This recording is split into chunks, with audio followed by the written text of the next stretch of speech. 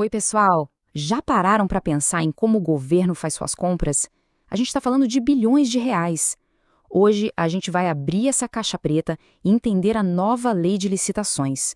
O foco vai ser em 3 palavras-chave que mudam tudo: transparência, controle e governança. São esses 3 pilares que mostram não só como o dinheiro público é gasto, mas principalmente como a gente pode ficar de olho nisso. Pois é, essa é a pergunta de 1 milhão, né? Para onde vai o dinheiro dos nossos impostos? E mais importante, como a gente garante que ele vai virar uma escola melhor, um hospital equipado, uma estrada bem feita? Fazer essa engrenagem funcionar bem é, sem dúvida, um dos maiores desafios da administração pública em qualquer lugar do mundo. E é justamente para encarar esse desafio que a nova Lei de Licitações, a Lei 14.133, entrou em campo. Mas olha, ela não é só uma atualização de regras antigas, não. Ela vem com uma filosofia diferente, uma proposta de modernizar e dar mais eficiência para todo o processo de contratação pública. Vamos ver como isso funciona na prática.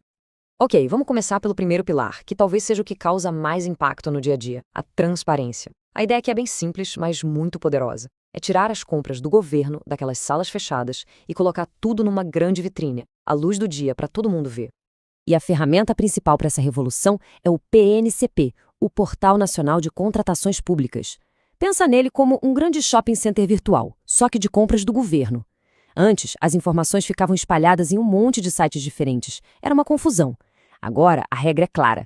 Tudo, de uma prefeitura pequena a um ministério, tem que estar lá, num lugar só. E o que a gente encontra nessa super vitrine? Basicamente, a vida completa de uma compra pública. Começa lá atrás, no planejamento, explicando por que aquilo precisa ser comprado. Depois vem o edital, com todas as regras do jogo. Aí tem a licitação em si, a disputa, e no final, o contrato com quem venceu. O mais importante é que todas essas etapas ficam ali, abertas, para qualquer pessoa acessar e fiscalizar. Mas só colocar a informação na vitrine não adianta, né? Alguém precisa olhar, analisar e, se for o caso, apitar se algo estiver errado. É aí que entra o nosso segundo pilar, o controle. A lei não só mostra os dados, ela cria um sistema bem amarrado para garantir que o jogo seja jogado segundo as regras. E essa fiscalização não é feita de qualquer jeito, de forma desorganizada. A lei estrutura isso num modelo que é conhecido como 3 linhas de defesa. É uma forma inteligente de organizar as responsabilidades em camadas, sabe? Para que uma possa checar a outra e nada passe batido. E olha como essa divisão faz sentido. A primeira linha de defesa é quem está ali na linha de frente, no dia a dia. Os gestores do contrato, o pessoal que está tocando a compra.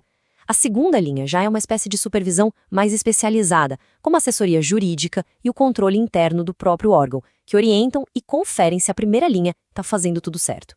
E por fim, vem a terceira linha, que é totalmente independente, o controle externo feito pelos tribunais de contas, que chegam para auditar todo o processo com o olhar de fora.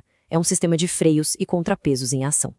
Isso nos leva ao nosso terceiro e último pilar, aquele que amarra tudo: a governança. Pensa assim, se a transparência nos dá a capacidade de ver e o controle é a ação de vigiar, a governança é quem define a direção. É o cérebro da operação, garantindo que exista um plano estratégico e responsabilidade por trás de cada compra. E aqui tem um ponto que é fundamental entender: a diferença entre governança e gestão. A governança olha o todo, define a estratégia, o que precisa ser feito para atender ao interesse da sociedade.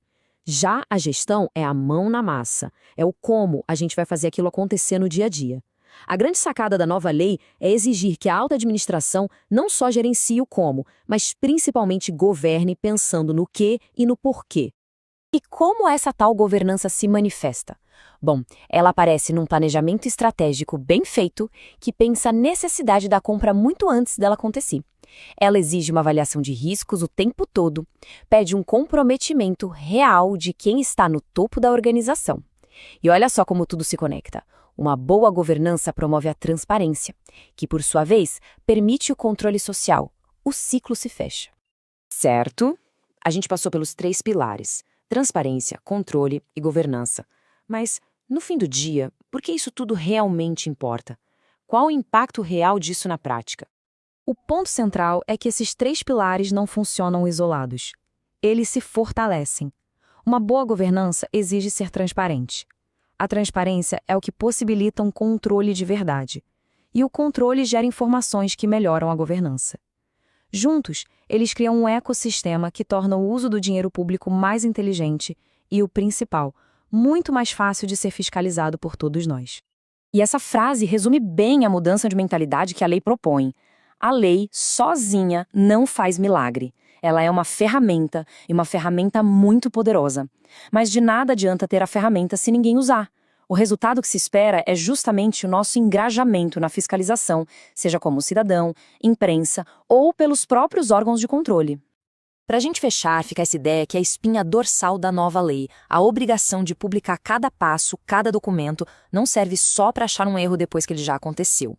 A simples exposição pública, a ciência de que tudo será visto por todos, já inibe muita prática errada. A transparência se torna, assim, a melhor forma de prevenção. No fim das contas, publicar é prevenir.